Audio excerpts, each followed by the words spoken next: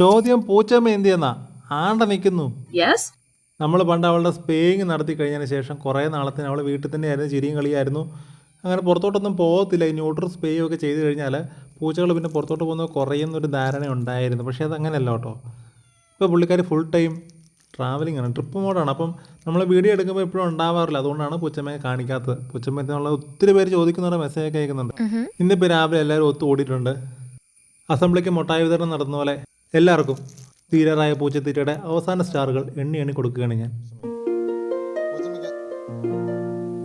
മുട്ടായി വിതരണവും വീഡിയോ എടുപ്പൊക്കെ കഴിഞ്ഞിട്ട് വേണം പപ്പിക്കുട്ടനൊന്ന് പറമ്പിൽ പോയി സമാധാനമായി ആ കർമ്മങ്ങൾ അങ്ങോട്ട് നിർവഹിക്കാൻ.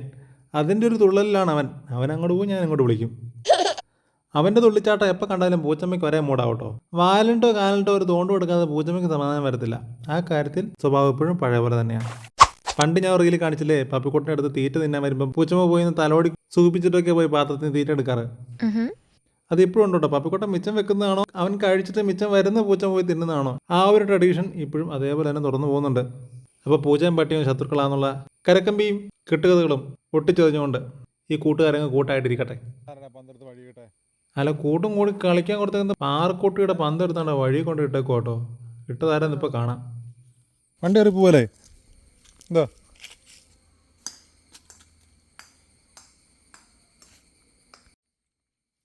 Goodbye.